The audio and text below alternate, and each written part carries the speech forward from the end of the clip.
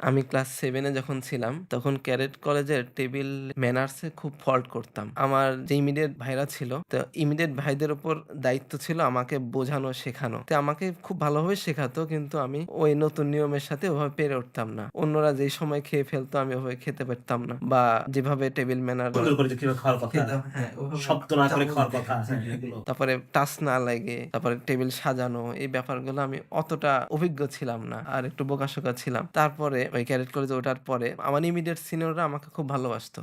এমনকি আমাদের একটা ট্র্যাডিশন বলা যায়, গণ একটা ছিল। এই গণর সময়ে গণ হচ্ছে ইমিডিয়েট সিনিয়ররা বা কোনো সিনিয়ররা যখন ব্যাচের সবাইকে পিটায়, তখন আমাদের ক্যাডেট কলেজকে গণ বলে। মাস পানিশমেন্ট। জি। তো একসময় আমাদের সবাইকে গণ দিল, আমাকে দিল না। মানে এটা একটু ব্যতিক্রম। আমাকে খুবই ভালোবাসতো আমার ইমিডিয়েট সিনিয়ররা। কিন্তু টেবল গাইড উনাদের কাছে আমি আবার মাইনাস ছিলাম। তো এই টেবল গাইড একজন ভাই ছিলেন। তো উনি আমাকে শাস্তি হিসেবে ফজরের নামাজের সময় ডাকতে দিতেন। ওটা তখন হিন্দু ছিলাম, ক্লাস 7। কারণটা হচ্ছে আমি ভোরে উঠতে পারতাম, অন্যদেরকেও ডাকতে বলতো, আমি উঠতে পারতাম। তো আমাকে ডাকতে দিত। সেই টাইমে আমার ৩ ব্যাচ সিনিয়র একজন ভাই ছিলেন। উনিও আমাকে এই দায়িত্ব এটা ভালোবেসে দিতেন যে আমি সকালবেলা উঠতে পারি। তা আমাকে উনি নামাজে যাইতেন, তা আমাকে ডাকতে দিতেন। তো আমি ওইভাবে ওই ভাইকে এবং এই ভাইকে ২ ভাইকে ডেকে দিতাম। হয়তো আল্লাহ তাআলা চাইতো এটার কারণেও আমাকে হেদায়েত দিতে পারেন, আমি জানি না। বৃহস্পতিবারে বিশেষ করে মাগরিবের পরে একটু ফাঁকা সময় ছিল। ওই টাইমটা আমি ছিলাম ক্লাস 7 এর একদম ৭ নাম্বার রুমের লাস্ট প্লেসে। তো আমার ওই ২ প্লেসে আমরা ধর্মীয় কথাবার্তা বলতাম। ওইটা আমাকে খুব প্রভাবান্বিত করত। যে তখন আমি দেখলাম যে আসলে আমি যেটা হিন্দু ধর্ম মানি, তার চেয়ে ইসলাম ধর্মটা অনেক সুন্দর। ওইটা আমার কাছে ভালো লাগতো। পরবর্তীতে জাকির নায়েকের একটা বই আমি পাই, ইসলাম ও হিন্দু ধর্মের সাদৃশ্য। এটা কোন ক্লাসে? এটা ক্লাস 8 এ। 8 এ। আচ্ছা। হ্যাঁ, তো ওইটা পাওয়ার পরে আমি কখনো বেদ দেখি নাই। আমার বাসায় কোনো বেদ নাই। আমার বাসায় লাইব্রেরি বই আছে, কোরআনের অনুবাদ আছে, বিভিন্ন বই আছে, কিন্তু বেদ কখনো আমি পাই নাই। তো আমি লাইব্রেরিতে গিয়ে আমি গীতার রেফারেন্স দেখে মিলাতাম। আমার কাছে গীতা থাকতো, আমি গীতা পড়তাম। মুসলিমরা যখন মাগরিবের টাইমে নামাজে যেত, আমি ওই সময় গীতা পড়তাম। ওই গীতা দেখে আমি মিলালাম যে হ্যাঁ, আসলে এরকম ভাবে ৭ম অধ্যায় ২০ নম্বর শ্লোক যে নানা কামনায় যাহার জ্ঞান নাশ হয় তারাই নানা অন্য দেবতার পূজা করে। তারপরে এভাবে বেদে রেফারেন্স মিলাতাম। বেদে দেখলাম যে যজুর্বেদের ৪০ অধ্যায় ৯ নম্বর শ্লোক, যারা প্রকৃতির উপাসনা করে তারা অন্ধকারে প্রবেশ করবে, আর যারা সৃষ্টি জিনিস উপাসনা করে তারা আরো অন্ধকারে প্রবেশ করবে। তারপরে দেখলাম যে নরাশংস, অনুবাদ চেঞ্জ করতে করতে নর মানে হচ্ছে মানুষ, আশংস হচ্ছে প্রশংসা। তো প্রশংসিত মানুষ হচ্ছে তিনি হচ্ছে নরাশংস। তো এইভাবে মোহাম্মদ সাল্লাল্লাহু আলাইহি সাল্লামকে যেরকম প্রশংসিত মানব হিসেবে আরবিতে বলা হয়, তো দেখলাম যে এরকম ভাবে সংস্কৃততেও প্রশংসিত মানব নরাশংস হিসেবে দেখলাম যে ঋগ্বেদের বহু জায়গায় এক কথা। এটা দেখে আমার মধ্যে মনে হলো যে হিন্দু ধর্মেও যে অবতার হিসেবে যাকে বলা হচ্ছে, যে একজন আসবে কল্কি অবতার হিসেবে যাকে বলা হচ্ছে, তিনি হয়তো মোহাম্মদ সাল্লাল্লাহু আলাইহি সাল্লামই হবে। আরেকটা দেখলাম যে হিন্দু ধর্মে মূর্তি পূজা নিষেধ। তো ওইটা দেখে আমি বেদের রেফারেন্স মিলালাম, গীতায় দেখলাম মূর্তি পূজা নিষেধ। ওইটা দেখে আমি আমার গীতাতেও নিষেধ মূর্তি পূজা। গীতাতে এতটা নিষেধ নাই, বেদে যেরকম করে আছে। বেদে একদম কোথাও মূর্তি পূজা সম্পর্কে ওরকম পাইনি আমি। বেদে প্রকৃতি পূজার কথাটা পাইছি বেশি। আর গীতায় হচ্ছে ৭ম অধ্যায় ২০ নম্বর শ্লোক, এখানে বলতেছে যে নানা কামনায় যাহার জ্ঞান ধ্বংস হয়ে যায়, লোপ পেয়ে যায়, তারাই নানাভাবে অন্য দেবতার পূজা করে। তো এটা তো আসলে মূর্তি পূজা না করার জন্য উৎসাহ দিচ্ছে। এই রেফারেন্স গুলো আমাকে একটু টানছে, এটা কেন। পরে আমি ছুটিতে বাসায় গিয়ে আমি আমার মাকে জিজ্ঞাসা করি যে আমাদের ধর্মে নাকি মূর্তি পূজা নিষেধ। মা বলে যে হ্যাঁ নিষেধ। তাহলে করো কেন? মানে এটা একজন সাধারণ হিন্দুও জানে যে মূর্তি পূজা নিষেধ। নিষেধ। নিষেধ। এটা প্রায় সকল হিন্দুই জানে যে সকল হিন্দুই জানে। প্রায় সকল হিন্দুই জানে যে মূর্তি পূজা নিষেধ। এটা একটা গুরুত্বপূর্ণ ইনপুট। মানে এটা আসলে আমরা জানতাম না যে হিন্দুরা, অধিকাংশ হিন্দুই জানেন যে মূর্তি পূজা নিষেধ, তারপরেও তারা করে। তখন মাকে জিজ্ঞাসা করলাম আমাদের ধর্মে নাকি মূর্তি পূজা নিষেধ। মা বলল যে হ্যাঁ নিষেধ। তো তাহলে করো কেন? যে বাপ দাদা করে আসছে তাই করি। তো এইটা শুনে আমার মনের মধ্যে দৃঢ় সংকল্প হলো যে আমি খাঁটি হিন্দু হব। আমার বাপ দাদা মূর্তি পূজা করুক বা না করুক, হিন্দু ধর্মের মূর্তি পূজা নিষেধ, আমি মূর্তি পূজা করব না। আরো একটু পড়াশোনা করলাম। আমি ওই লাইব্রেরিতে গিয়ে পড়তাম। কলেজ লাইব্রেরিতে গিয়ে বেদ, কোরআনের বাংলা অনুবাদটা আমাকে প্রথমে এক ভাই জানালেন, খাঁটি হিন্দু হলে হবে না, আল্লাহর কাছে একমাত্র মনোনীত দিন হচ্ছে ইসলাম। ইসলাম ছাড়া অন্য কোনো ধর্ম তুমি যদি মানো, কখনো তা গ্রহণযোগ্য হবে না, চিরস্থায়ী জাহান্নামে জাহান্নামে যেতে হবে। তো এইটা আমার কাছে খুবই খারাপ লাগলো। কারণ আমার বাবা নিরামিষভোজী। তিনি কোনো আমিষ খান না।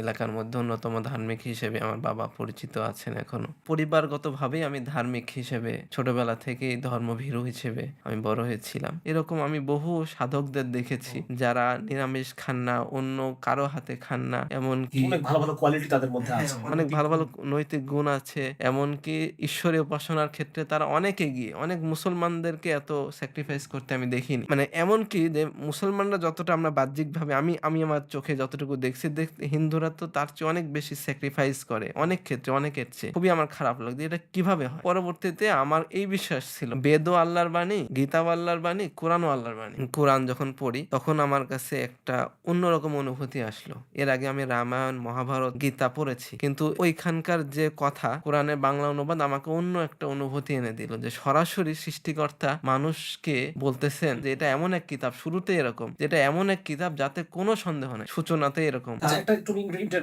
এটা খুবই ইন্টারেস্টিং একটা জায়গায় আমরা আছি। তো আমি জানতে চাচ্ছিলাম যে এই যে কোরআনের অনুবাদটা পড়ার আগে কোন ইসলামের প্রতি আগেই কোনো ইনক্লিনেশন ছিল কিনা। একটা হচ্ছে যে আমি একদম সম্পূর্ণ নিরপেক্ষভাবে আমি একটা কোরআনটা পড়তে গিয়ে আমি হঠাৎ করে একটা ভিন্ন অনুভূতি পাইলাম, এটা একরকম। আরেকটা হচ্ছে যে আমি আগে থেকে ইসলামের প্রতি দুর্বল, আমি কোরআন পড়ার সময় একটা ফিলিংস পাচ্ছি, এটা আমরা মুসলিমরা পাই।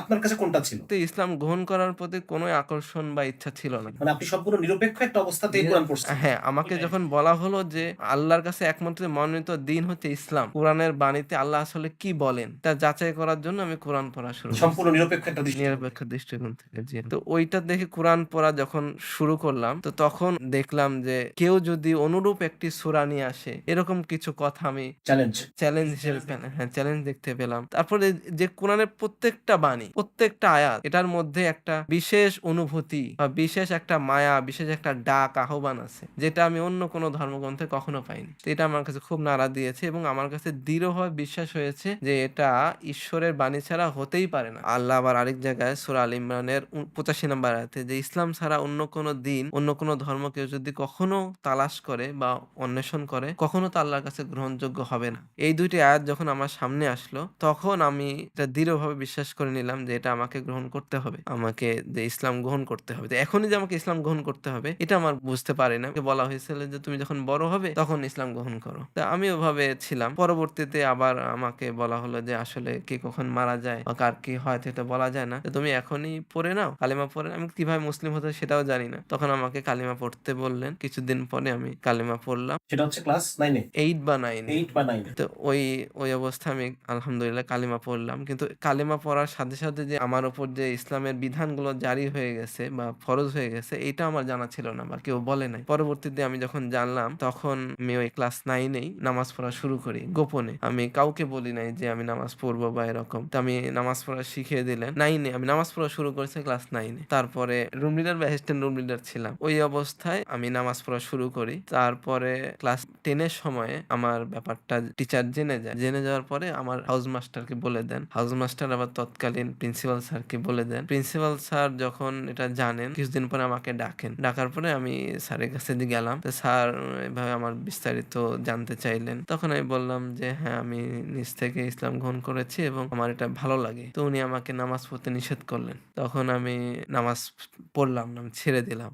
এবং ওই সময় আমার একজন বাংলা টিচার ছিলেন হিন্দু, উনিও একটু আমার উপর অন্যায় করলেন আর কি, আমি কেন এটা করি ধরপাকড় করলেন। তখন থেকে আমার টিচার আমাকে ইসলাম পালন না করার জন্য উৎসাহ দিত, আমি যাতে ইসলাম পালন না করি। বাকিরা যখন জুম্মার নামাজে যায়, আমি ধরেন বুখারী শরীফ পড়তেছি শুয়ে শুয়ে, ওই টাইমে টিচার আসলে এসে বলছে এটা কেন পড়ো, এটা পড়বে না।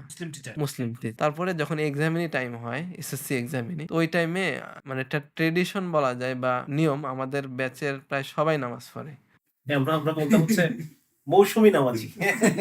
পরীক্ষার সময় দৌড়ায় দৌড়ায় ফজরের নামাজে যাচ্ছে, মৌসুমী নামাজি।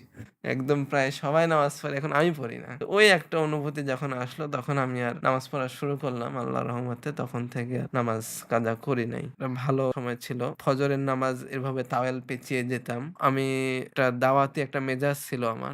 আমি যখন এক্সামিনি 10 বা এক্সামিনি, তখন আমি বোর্ডের ডান পাশে, হোয়াইট বোর্ড ছিল, হোয়াইট বোর্ডের ডান পাশে আমি একটা করে হাদিস লিখে রাখতাম। তো ওই টিচার এসে বলতো যে এই কাজটা ও করছে। তারপরে দাওয়াত দিতাম জুনিয়রদেরকে, তো এটা বলতো যে হচ্ছে ভারতের রয়্যাল লোক, আবার একই টিচার বলতো যে এ হচ্ছে জঙ্গি। তো এইগুলো আমাকে শুনতে হয়েছে আরকি। এটা কি ওই একজন টিচারের কাছ থেকেই নাকি আরো অনেকেই আপনাকে? মেইনলি একজন টিচারের কাছ থেকে। বাকিরা একজন টিচার এভাবে বলতো যে প্রেম করে মুসলমান হয়েছি কিনা। আর এই যে নামাজ পড়ার কারণে আমার মানা করেছিল যে প্রিন্সিপাল তো নিজেই মানা করেছিল হ্যাঁ, আমরা জানলাম। এছাড়াও একজন বাংলার একজন এক্সিকিউটিভ টিচারও আপনাকে আমাকে কিছুটা করেছেন। আচ্ছা।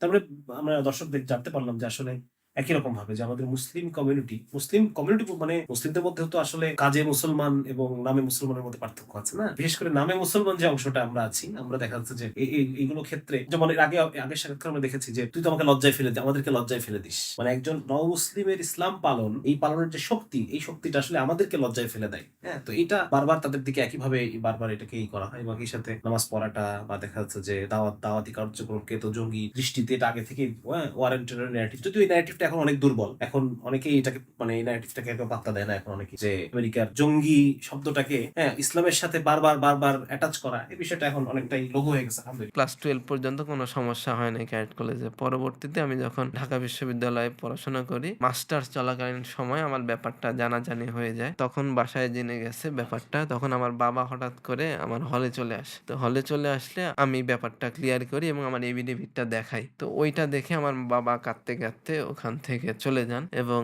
এরপর থেকে আমার আর বাসায় যাওয়া হয় নাই। এর পরবর্তীতে আমার বাবা আমাকে বিভিন্ন সময় বিভিন্নভাবে বোঝানোর চেষ্টা করছে, পণ্ডিতদের নিয়ে আসছেন। এভাবে ১ম এ আমাদের ডিবেট হয়েছে এরকমভাবে ময়মনসিংহের গারো পাহাড়ের কাছে এক জায়গায় বর্ডার এলাকায় আমাকে নিয়ে যায়। তো এখানে আমার মোবাইল-টোবাইল সব কেড়ে নেয়। মোবাইল নিয়ে আমাকে এক জায়গায় মোটরসাইকেলে করে এক জায়গায় নিয়ে যায়। বলছে যে, "হয় আমি মুসলমান হব, না স্যার তুই হিন্দু হবি।" তো আমি তো খুশি মনে নিছি যে ডিবেট হবে একটা। পরবর্তীতে ডিবেট হয় কিন্তু কেউ কারো পক্ষ ছাড়তে রাজি হই না। পরবর্তীতে আমাকে আটকিয়ে ওইখানে পণ্ডিতদেরকে নিয়ে আসে। আমি জানি না ওরা কারা লোক। তারা বিভিন্নভাবে ইসলামকে কটূক্তি করে, আল্লাহকে কটূক্তি করে। এটা আমার কাছে খুবই খারাপ লাগে। তো আমি স্বীকার করি যে এটা আমার বিশ্বাস। পরবর্তীতে ওইখান থেকে আমি পালিয়ে চলে আসি। এখন পর্যন্ত বাসায় যাওয়া হয় না। আলহামদুলিল্লাহ ভালো আছি। সকল নও-মুসলিম ভাইরা, বোনেরা যাতে ইসলাম গ্রহণ করার কারণে বাধা বিপত্তি বা দুনিয়াবি কোনো পেরেশানি বা দুনিয়াবি কোনো অভাবের কারণে যাতে ইসলাম গ্রহণের মতো একটা বড় নিয়ামত থেকে বঞ্চিত না হন। এরকম একটা ফিকির আমাদের মধ্যে আছে। তে আমরা এরকমভাবে চেষ্টা করেছি যে নও-মুসলিম কাউন্সেলিং সেন্টার নামে একটি প্রতিষ্ঠান এমন একটি দাঁড় করা হোক বা এটা যত রকম ইসলাম গ্রহণ করার কারণে যত রকম বাধা বিপত্তি বা দুনিয়াবি যে সমস্যাগুলো থাকতে পারে, যেমন ইসলামে আসার পরে তার থাকা বা তার দিন শিক্ষা। আমি যেমন একটা জিনিস এখানে বলতে হচ্ছে যে আমি যে ইসলাম যে সত্য এই জিনিসটা বুঝতে আমার 5 দিনও লাগে নাই, কিন্তু ইসলামের কোনটি মানবো, হাত উপরে বাঁধবো না নিচে বাঁধবো, রফিয়াদিন করতে হবে কি করতে হবে না, এটা আমি 5-10 বছরেও বুঝি নাই। এই জিনিসটা মানে বিভিন্ন রকমের বই টই পরে আমি এটা ফটকা কোনটা করবো কোনটা কনফিউজড হয়ে গিয়েছিলাম, কোনটা করবো না। তো এইটা যাতে আমার ভাইরা বোনেরা যাতে অসুবিধা না হয়, দিন যে সহজ দিনের মধ্যে যে কোনো বাড়াবাড়ি বা ছাড়াছাড়ি নাই, যাতে তারা দিন শিখতে পারে, তাদের যাতে নিরাপত্তার একটি ব্যবস্থা হতে পারে। তো এইরকম একটা ফিকির আমরা কয়েকজন ভাই মিলে করতেছি, যেখানে নও-মুসলিমরা তাদের যত রকম আমাদের সাধ্যমতো ছোট্ট পরিসরে যত রকম ভাবে তাদের এফিডেভিট যেটা আইনগতভাবে দরকার, পাশাপাশি কিছু যদি নাম পরিবর্তনের ব্যাপারে যে কিভাবে কি করতে হয়, তো এইটার পরামর্শ দেয়া বা দিন মানার ক্ষেত্রে কি করলে ভালো হয় বা পড়াশোনার ক্ষেত্রে কি করলে ভালো হয়, এটা আমরা ছোট্ট পরিসরে পরামর্শ বিষয়ক একটি নও-মুসলিম কাউন্সিল নামে একটি প্রতিষ্ঠান শুরু করেছি। আপনি দোয়া করবেন ইনশাআল্লাহ। الصين لنا والعرب لنا والهند لنا والكل لنا